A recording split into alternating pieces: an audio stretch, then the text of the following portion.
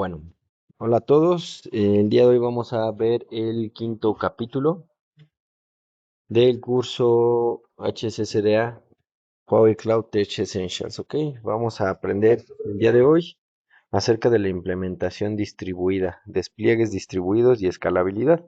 Está bastante bueno este capítulo. Ok, vamos a adquirir conocimiento sobre lo que es un sistema distribuido y cómo lo podemos escalar, cómo le podemos dar funcionalidades de escalamiento a estos sistemas. ¿Ok? Eh, cuando culminemos el ejercicio, vamos a tener conocimiento sobre las ventajas de los balanceadores de carga que podemos implementar, ¿no? El uso de los balanceadores de carga en la nube y cómo podemos programar o tener aplicaciones distribuidas y cómo podemos tener los recursos disponibles para que sea una aplicación distribuida, ¿ok? Vamos a hablar de cuál es la diferencia entre tener balanceadores de carga en la nube y centros de datos tradicionales y cómo podemos proporcionarles elasticidad, ¿ok?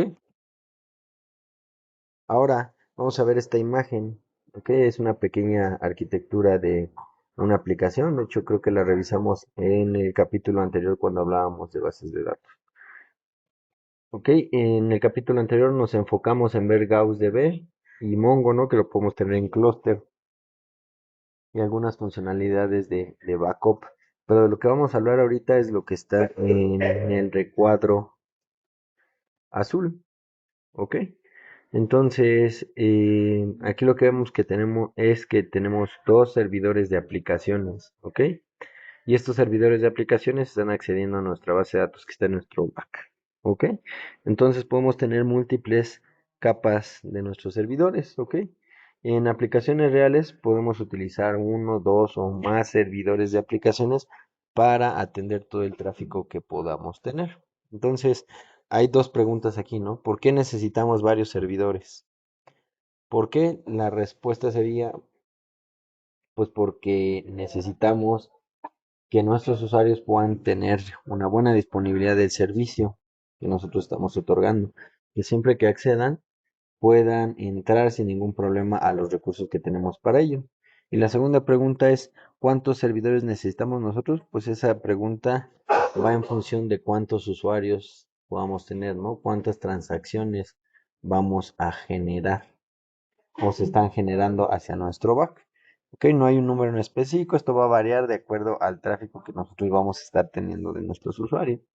Ok, y en función de esto, vamos a comenzar a ver términos de escalabilidad, ¿no? Aquí vemos una pregunta que nos dice, ¿por qué es importante la escalabilidad? Ok, ¿por qué es importante? En esta figura, en esta gráfica, tenemos una gráfica de intensidad de tráfico diario, ¿ok?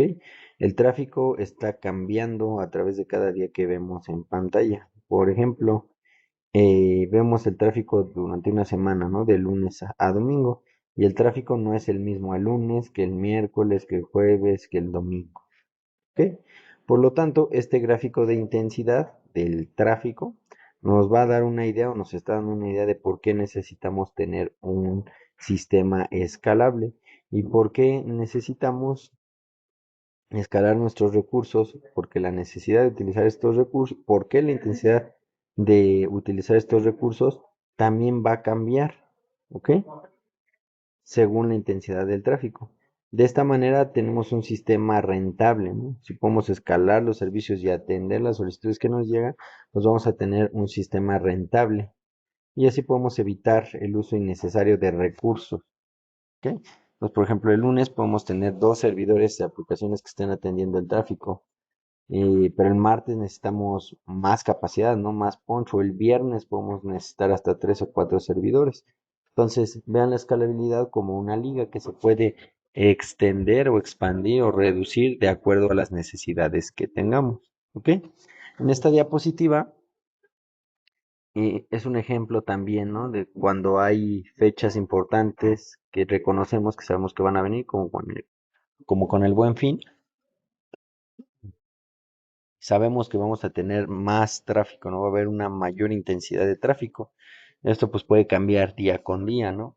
En esta imagen vemos que la planeación de recursos es más alto que el tráfico, ¿no? La línea roja nos está dando la planeación de recursos ideal, lo que deberíamos de tener, ¿ok?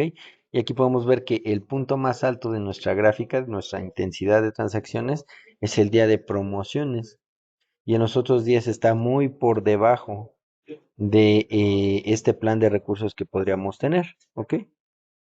Así que si no usamos un mecanismo de escalamiento automático en este sistema y no vamos a escalar nuestra infraestructura de acuerdo al tráfico, vamos a gastar muchos recursos, ¿no? Tanto recursos en máquinas y principalmente pues recursos económicos. Si lo vemos del lado o del punto de vista como proveedores de servicios, pues conviene más que estén alquilando más tiempo servicios en la nube, ¿no? En algún site. Pero pues si lo vemos desde el punto de vista de usuario, pues nos va a convenir eh, tener o pagar lo menos posible, ¿ok? Deme un segundo, por favor.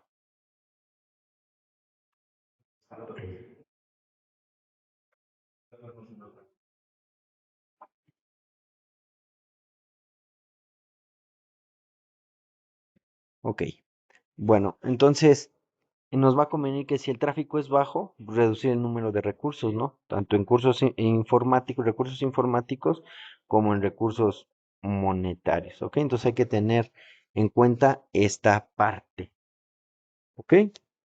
Voy a la siguiente slide.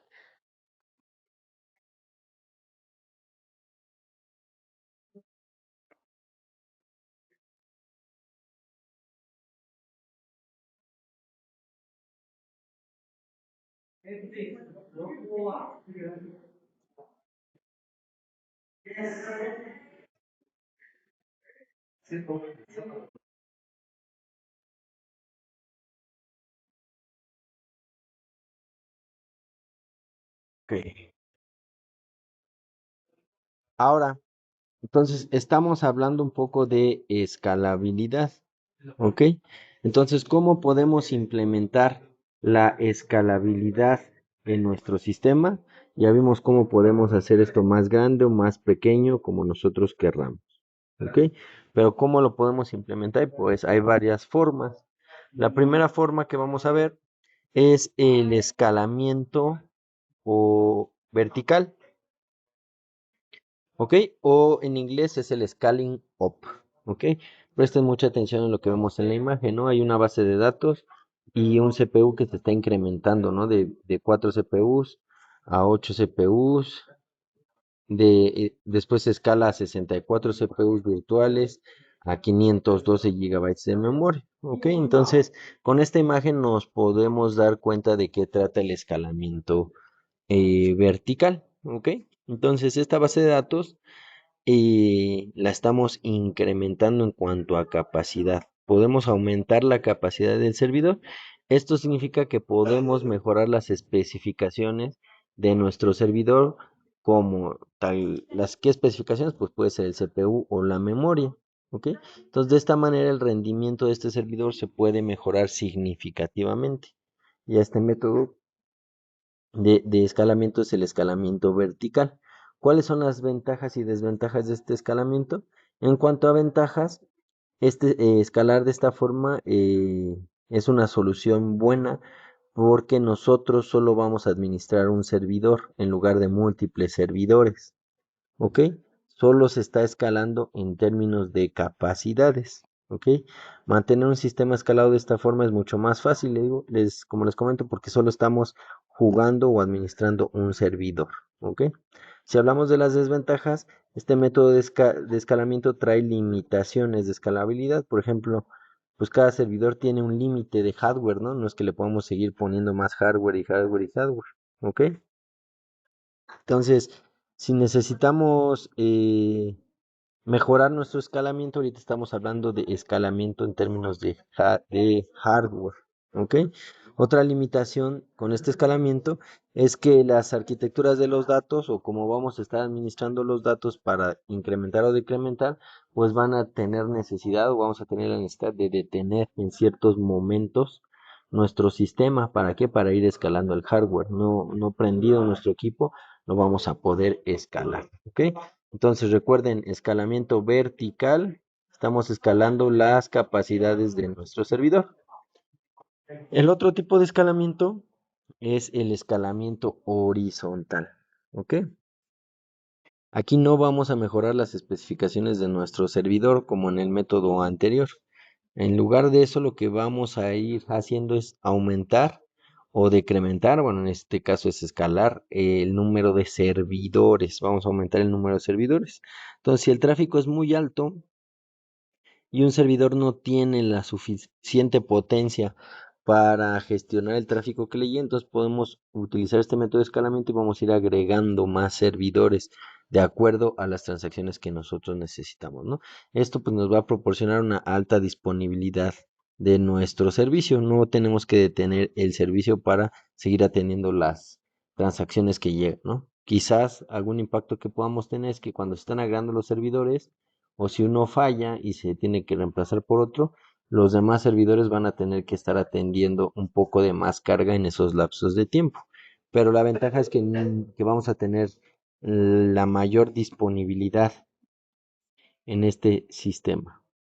Bueno, en este tipo de infraestructuras. ¿Ok? Si queremos ver un ejemplo práctico de lo que es el escalamiento horizontal, pues todo lo que es el cómputo en la nube es un escalamiento horizontal, ¿no? Porque pues en la nube no sabemos cuántas máquinas hay, nosotros nunca nos metemos a agregarle más capacidades a las máquinas, sino simplemente vamos a ir agregando, agregando y agregando más cosas en la nube, ¿ok? En nuestra infraestructura, ¿ok? Entonces este es el escalamiento horizontal. Ahora, ¿qué beneficios tiene este tipo de escalamientos o despliegues distribuidos? ¿Ok? En las láminas anteriores hablamos del escalado, ¿ok? Del escalado horizontal en la lámina anterior. Cuando escalamos un sistema de forma horizontal, se va a convertir prácticamente en un sistema distribuido, debido a que estamos utilizando diferentes nodos, ¿ok? Debe de haber siempre un buen diseño de coordinación entre estos nodos que se están generando, ¿ok? Por lo que todos los nodos que se están agregando deben de coordinarse para hacer las tareas de forma correcta, ¿no? Atender las peticiones de forma correcta, ¿ok? En el sistema distribuido, pues la tarea es la misma, ¿no? Múltiples nodos se coordinan para hacer o para resolver las peticiones que lleguen de forma distribuida. ¿Ok? Entonces, otra ventaja de modelos distribuidos es que podemos utilizar el mecanismo de balanceos de cargas para distribuir la carga entre los nodos. Y de esta manera todas las cargas que podamos tener no van a recaer en un solo nodo. ¿Ok? Lo vamos a estar distribuyendo. Y la última ventaja o beneficio que vemos aquí es que tenemos una mayor o mejor recuperación de fallos cuando se produce cualquier error, ¿no? Por ejemplo, si tenemos un clúster de 10 servidores, de 10 nodos, y cada servidor, no sé, soporta a 100 usuarios, si uno de los servidores está caído, los otros 9 servidores van a tener que atender las 100 peticiones que están pendientes del último servidor, ¿ok? Quizá vamos a tener una pérdida de diseño en los otros servidores, pero va a ser menor, ¿no? Va a ser una décima parte del problema que si tuviéramos un solo nodo, ¿no? Porque si tuviéramos un solo nodo y se cae, pues vamos a tener el 100% de afectación con todos nuestros usuarios. Ahora vamos a ver cuáles son los modelos de distribución más comunes, los modelos distribuidos. El primer modelo de izquierda a derecha es un modelo de comunicación y coordinación síncrona, ¿ok?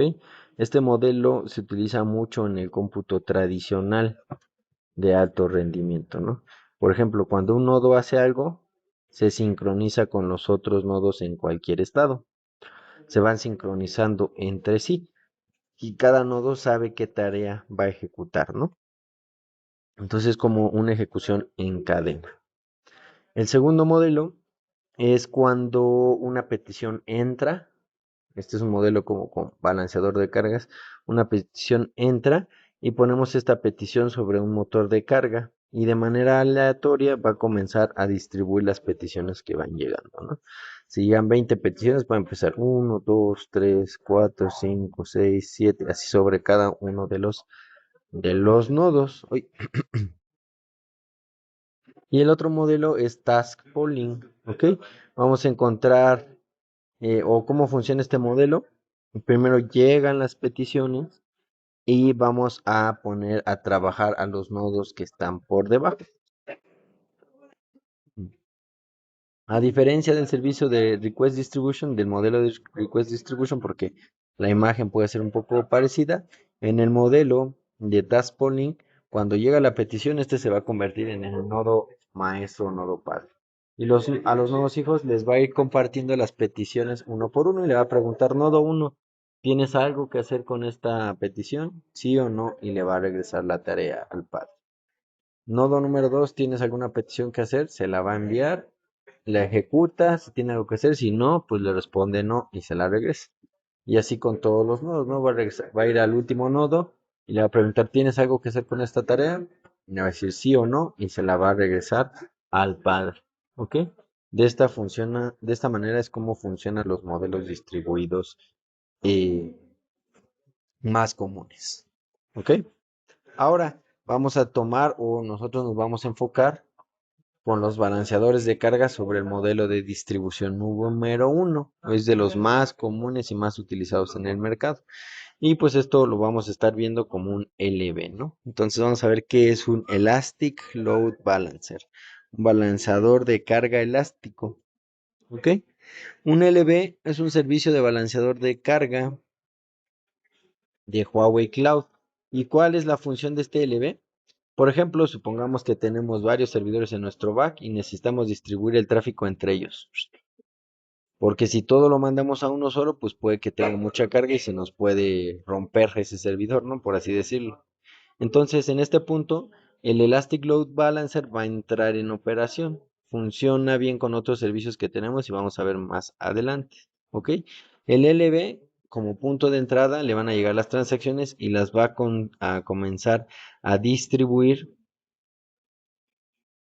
a todos los nodos que tenga, ¿no? A todos los servidores que tenga abajo. Va a encaminar el tráfico a través de todos los servidores que tenga, ¿ok?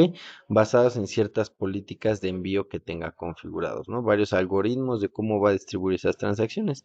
También puede revisar controles o chequeos de seguridad para ver que los LVs se encuentren en buen estado, ¿ok? Bueno, no los LVs, los nodos que están debajo del LV. Si hay un nodo que se ve afectado, va a dejarle de enviar transacciones y las puede distribuir con los otros nodos que tenemos. ¿Ok?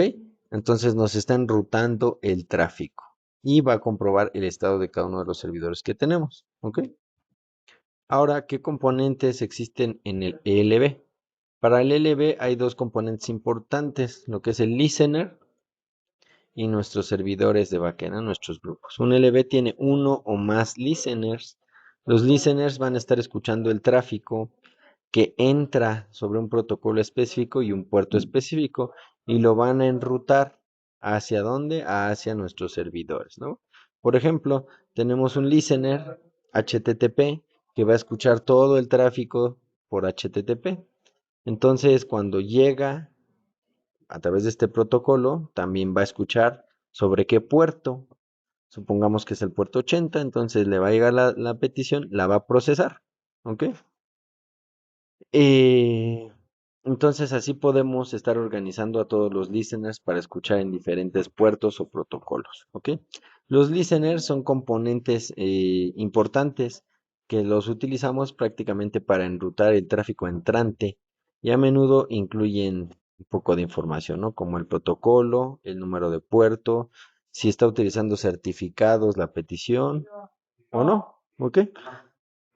Entonces, un cliente va a enviar una solicitud dirigida a un IP, bueno, con una dirección IP y del balanceador de cargas o a través de un DNS, ¿no? Y el número de puerto especificado. Entonces, cuando el listener la cacha, esta solicitud entrante va a dirigir el tráfico en consecuencia al protocolo y puerto en específico. El tráfico lo va a enviar a los servidores especificados y los servidores de backend ya son los que realmente van a trabajar o van a chambear la transacción que les va a llegar. ¿Ok? El LB, los balanceadores de carga, van a equilibrar el tráfico entre todos los servidores que haya, ¿no? Va a mejorar su rendimiento distribuyendo la carga a todos los servidores que tengamos. Al final de la cadena podemos ver los servidores de backend, ¿no? Que son quienes ya realmente, como les menciono, son los que van a procesar las aplicaciones y van a regresar una respuesta hacia el cliente correcto, ¿no? El listener va a escuchar el tráfico, lo va a dirigir a los puertos específicos. Los backend van a manejar el tráfico, van a hacer la chamba y lo va a servir al usuario final. La estructura o este tipo de estructuras que tenemos con los LBs, los listeners y los backends se utiliza o nos va a permitir que las aplicaciones se ejecuten con mayor rendimiento y alta disponibilidad. ¿Ok? Entonces, el balanceador de cargas es una herramienta muy importante que podemos utilizar para minimizar interrupciones en el servicio. ¿Ok? Ahora, eh, tener un diseño con un balanceador de carga pues nos va a permitir o nos va a habilitar tener una mayor escalabilidad y por consiguiente pues vamos a tener una mayor fiabilidad. ¿Ok? Vamos a tener un sistema distribuido muy relativamente fácil de controlar. ¿Ok? En este escenario, si un servidor de backend no es saludable, como el número 2 que vemos en pantalla, el que tiene un tache, eh, la capacidad de procesamiento que tenemos pues va a ser menor, se va a reducir. Y si esto sucede, automáticamente podemos nosotros añadir un servidor que sí esté saludable o estable. ¿Ok? Un sistema distribuido requiere una gran cantidad de nodos. Veamos al principio cuántos servidores se necesitan. Pues esta pregunta, o para contestar esta pregunta, como les decía, pues se necesita hablar de flexibilidad. ¿Ok? Y vamos a tener ahorita un poco de mayor detalle de flexibilidad, ¿no? Entonces piensen en un sistema muy robusto, bien diseñado, y si está bien diseñado y robusto, pues nos puede ahorrar demasiados costos, ¿no? Cuando las solicitudes son bajas o no necesitamos de muchos servidores, se pueden retirar los servidores extras. Pero aparte de eso, pues hay otros beneficios, ¿no? Como que si hay un balanceador de cargas, pues podemos resolver de forma elástica a cualquier evento que nos pueda pasar, ¿no? Si se rompe un nodo interno, pues el segundo va a funcionar. ¿Ok? Entonces, esto nos va a permitir tener una escalabilidad. Ahora, ¿cuáles son los valores que nos da la escalabilidad? Si lo queremos ver ya en términos más cuantificables, pueden ser dos, ¿no? El primero es que vamos a tener recursos. Bueno, vamos a ajustar la cantidad de recursos que tenemos de acuerdo a las peticiones que tenemos y esto nos va a ahorrar costos. ¿Ok? Entonces solo es necesario pagar por lo que vamos a utilizar. ¿Ok? Y el otro valor que vemos con la escalabilidad es que podemos reemplazar servidores de backend que estén defectuosos por otros saludables, ¿no? Y esto nos va a otorgar una mayor fiabilidad. Esto es importante para nosotros. ¿Por qué? Porque vamos a proporcionar alta fiabilidad y disponibilidad del sistema. ¿Ok? Ahora, ¿qué necesitamos para permitir la escalabilidad? Pues el primer paso es llegar a saber cuándo es el momento correcto para escalar un recurso. Y el segundo está cuando ya estamos escalando los recursos y vamos a tener un sistema de escalado horizontal. ¿Qué capacidades de hardware necesitamos? ¿Qué pasa con esta capacidad? ¿Ok? Y si va a ser de forma horizontal, pues cuántos servidores se van a añadir o eliminar. ¿Ok? Entonces, para saber esto, pues necesitaríamos, o se podría hacer de varias formas, ¿no? La primera es que nosotros estamos viendo el rendimiento, entrando a la consola diariamente a ver el rendimiento de nuestros servidores, algunas características. Otra es que de forma automática, pues nosotros podamos administrar o configurar ciertas alarmas en alguna consola que nos permitan mejorar la gestión. ¿Ok? Entonces, para esto tenemos un servicio que se llama Cloud Eye, ¿ok? Un ojo en la nube. ¿Ok? Entonces, CloudEye es un servicio de monitoreo en la nube y puede ayudarnos a obtener una consistencia interna en el sistema, o puede ser un ojo tal cual en el sistema, ¿no? CloudEye es básicamente pues un sistema de recopilación de datos, ¿ok?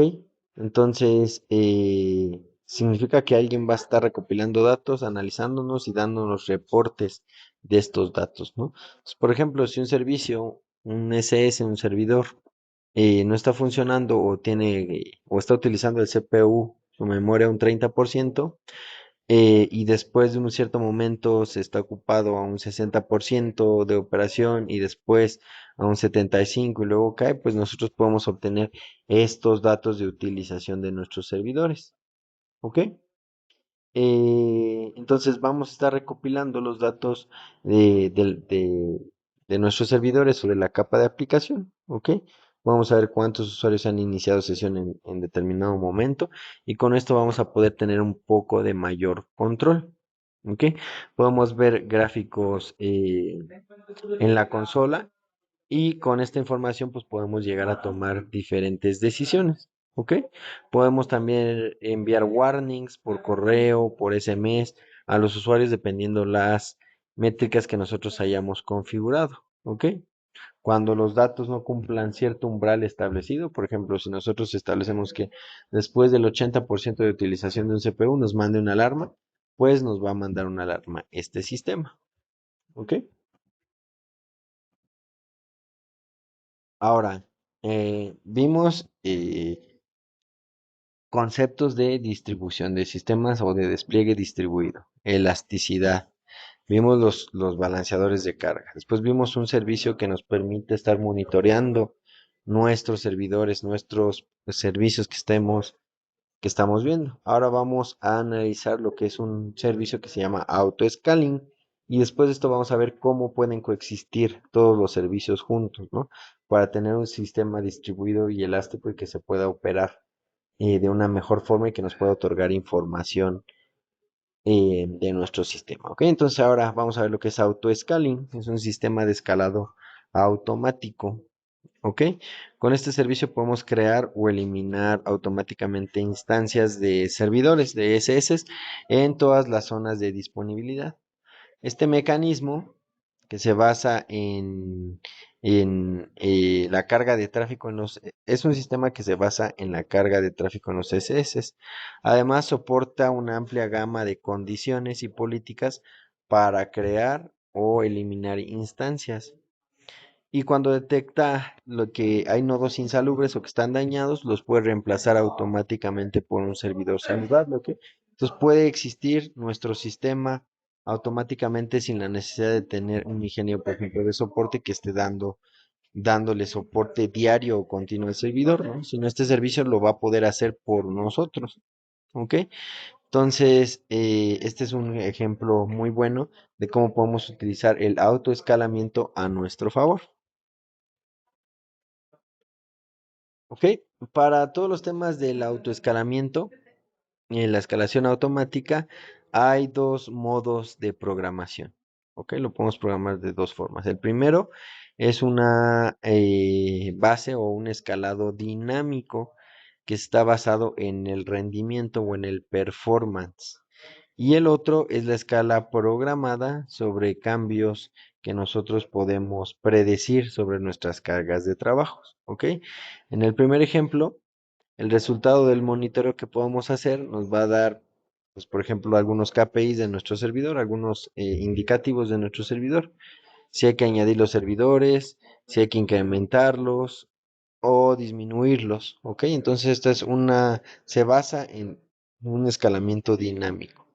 Y el segundo podemos ajustarlo completamente de acuerdo a la precisión o específicamente al sistema que estamos operando. ¿Ok?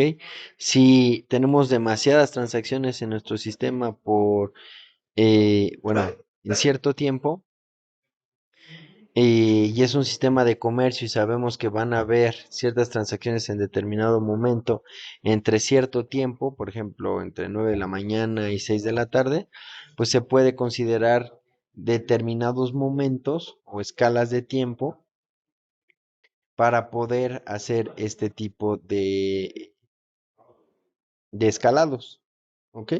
Entonces, una forma es hacerlo por tiempo. Una de las diferencias entre uno y otro es que el primero, el que es basado en el performance, es un escalado un poco más reactivo, porque depende de las transacciones que nos estén llegando, y el otro es más proactivo. Si podemos identificar que nos va a llegar algo adicional, pues lo podemos prever. Y ahora, si hacemos un ejemplo, si tenemos un ejemplo de un escenario, de un sitio web que es elástico, que tiene una arquitectura elástica, pues cómo funcionaría, ¿ok? Podemos ver aquí abajo en esta figura tres nodos, ¿no? Bajo el balanceador de carga. Tenemos tres servidores, ¿no? En las líneas verdes.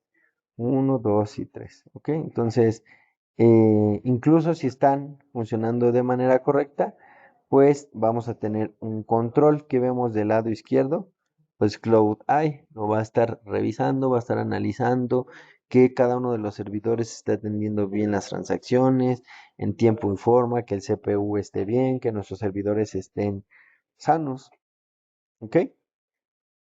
En dado caso de que exista una alarma, por ejemplo, si alguno de los servidores, su CPU está al 85% de utilización, se puede enviar una alarma, ¿no? En Cloud Eye, este servicio nos va a enviar una alarma, ¿ok? Y nosotros vamos a poder recibir esta información y vamos a poder ejecutar cierta actividad en específica para solventar esto. ¿Ok? Entonces, una vez que se obtenga la alarma, eh, nosotros a su vez podemos establecer diferentes políticas, como lo mencionamos, ¿para qué? Para que nuestro servicio de almacenamiento, de autoescalamiento, perdón, pues pueda realizar algo con ese servidor, ¿no? O ya sea agregar uno automáticamente, o si tenemos todos los servidores, no sé, al 10%, pues podamos eliminar servidores y quedarnos con uno solo. De esta forma, nuestro sistema puede estar en alta disponibilidad con una arquitectura elástica. ¿Para qué? Para solventar cualquier tipo de problema de forma automática. ¿Ok? Entonces, este es un escenario de un sitio web bastante típico y con una arquitectura flexible. ¿Ok? Entonces, cuando nosotros pensemos en hacer una arquitectura, en diseñar una arquitectura de nuestro sistema, pues podemos pensar ya en este tipo de funcionalidades que nos van a ayudar para todo lo que es nuestros sistemas distribuidos y elásticos. ¿Ok? No sé si haya alguna duda hasta aquí.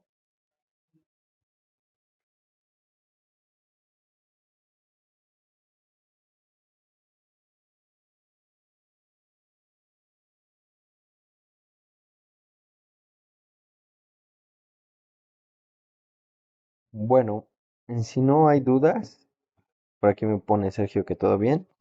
Eh, Dentro de los QLabs, también aquí Denis, Fernando ya me contestaron que todo bien. Entonces, ay, dentro de la página de los laboratorios, les había mencionado que pues ya podemos hacer el ejercicio uno, 2, 3 y 4, ¿no? Ahora ya podemos, ay, perdón, estos no son, acá están. Uno, 2, 3 y 4. Y tres ejercicios, perdón. Ahora ya, y el de databases, ¿no? Que vimos la última clase, el día jueves. Ahora ya podemos hacer también el ejercicio de Cloud Eye, Basics and Practices. Ya podemos entender a qué se refiere este servicio de Cloud Eye, ¿ok? Entonces me voy a loguear con mi cuenta y vamos a descubrir de qué trata este ejercicio, ¿va? Y pues igual que los otros ejercicios, realícenlo en su casa, ¿no? Pero vamos a ver de qué trata. Este servicio nos va a pedir una VPC, ya sabemos, o algunos servidores, y vamos a ejecutar algunas acciones, ¿ok? Y cada una de estas acciones nos va a mandar una alarma. Vamos a ver qué es lo que tenemos. Bueno, vamos a entrar a la consola, vamos a ver los gráficos y vamos a ver qué alarmas o qué información podemos obtener, ¿no? Entonces, voy a dar Start Exercise.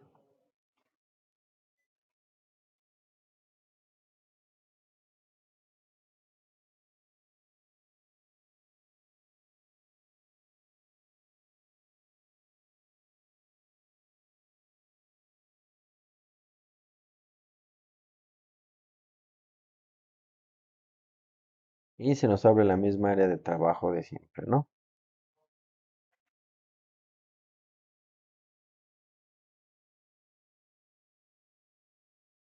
Ahora, en la topología de este ejercicio vamos a tener desde nuestra computadora, vamos a entrar al Huawei Cloud. Aquí hay un concepto que se llama SM, Simple Message Notification, que esto pues nos va a enviar mensajes, ¿no? Dependiendo algunas políticas que nosotros vamos a hacer. Entonces vamos a estar recibiendo mensajes de acuerdo a diferentes políticas que vamos a tener en dónde, en nuestro servidor, ¿no? Que es este SS. Pero abajo del SS vamos a tener nuestro sistema de CloudEye, ¿no? El de monitoreo. ¿Ok? Entonces este servicio de Cloud Service Monitoring pues nos es soportado por CloudEye y nos va a dar un vistazo, ¿no? Sobre qué es lo que tenemos de este servicio. ¿Ok? Si nos vamos a la descripción del ejercicio, pues nos vamos a loguear de igual forma con el servicio de IAM y vamos a ir a crear nuestra Virtual Private Cloud. ¿Ok? Ya que creamos nuestra Virtual Private Cloud con las diferentes características que tenemos, vamos a agregar algunos security groups, ¿ok? Algunas reglas de seguridad para saber sobre qué puertos vamos a estar escribiendo. Déjenme ver si aquí está. Vamos a continuar, ¿ok? Bueno, vamos a crear nuestra VPC, los security groups, los vamos a ir agregando. Después vamos a crear nuestro servidor, vamos a comprar un ESC de nuevo. Esto ya lo hemos visto en diferentes prácticas. Ya que creamos el ESC, nos va a dar diferentes características. Vamos a configurar la red que vamos a estar utilizando y le vamos a poner un nombre a nuestro SS, ¿no? Nos va a pedir un método de logueo, va a ser por password para poder acceder, ¿no? Password y confirmar password, ¿no? Para acceder a nuestro servidor en la nube. ¿Ok? Y una vez ya que revisemos esto, pues lo vamos a crear. Después vamos a usar Cloud Eye. ¿Ok? Nos vamos a ir al servicio. Este es un servicio nuevo que no habíamos visto hasta el día de hoy. Le vamos a dar clic a Cloud Eye. Y en Cloud Eye nos va a llevar directamente a un overview, ¿no? De qué es lo que, de un reporteador que hay en la consola, ¿ok? Pero pues lo tenemos que configurar, porque ahorita pues no sabemos a qué va a medir, ¿ok? Entonces, sobre nuestro servidor vamos a loguearnos, vamos a hacer un login remoto. Y por aquí nos va a estar dando algunas peticiones y algunos comandos que tenemos que hacer. ¿Qué son estos comandos? Pues va a ejecutar diferentes acciones, ¿no? Sobre el servidor y vamos a ver cómo la utilización del servidor, cómo los gráficos de utilización van a comenzar a verse en la consola, ¿no? Por ejemplo, dependiendo cuántas veces lo hayamos utilizado, vamos a comenzar a ver datos, ¿no?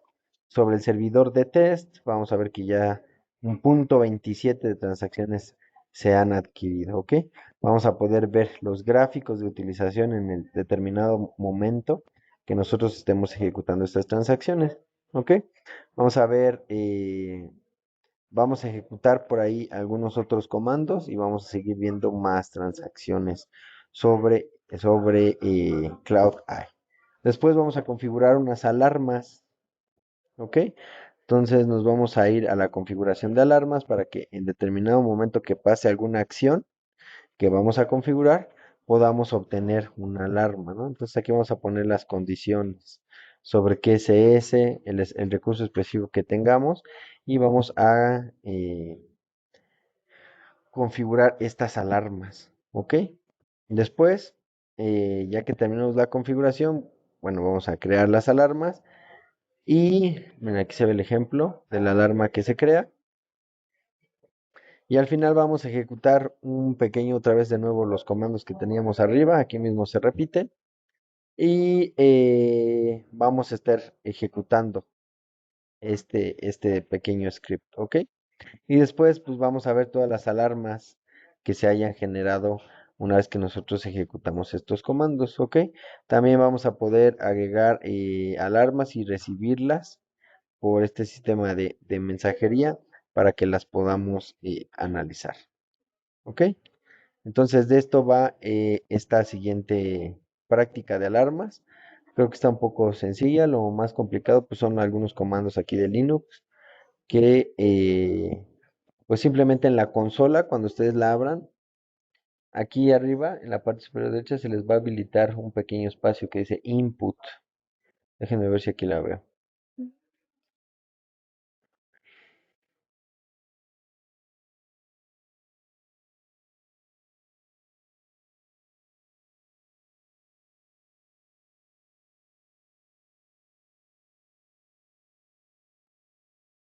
¿No? Cuando nos conectamos al servidor remoto, se va a abrir aquí un pequeño tab y ahí nos va a decir Input Command, Execute Command o Copy Command, ¿no? Entonces los copiamos de aquí, los ponemos este recuadro y después le damos Enter para que los pueda mandar, ¿no? Y de esa forma es como se pueden mandar los comandos al servidor Linux que tenemos a través de esta herramienta.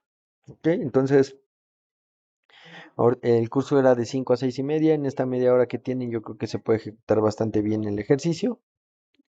Si tienen cualquier duda, me pueden escribir. ¿Ok? No sé si haya alguna duda de lo que fue el capítulo 5.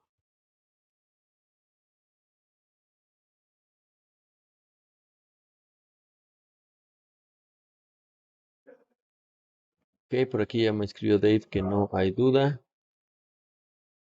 Eh, pues cualquier que déjenme termino de grabar. Ahorita voy a subir la grabación a el canal de YouTube. De conocimiento general, ya también inició hoy el curso en sitio para las personas que lo quisieron tomar en SCOM. Quien quiera ir también va a ser mañana y pasado, pero estamos viendo los mismos temas, no hay mucha diferencia. ¿Ok? Entonces,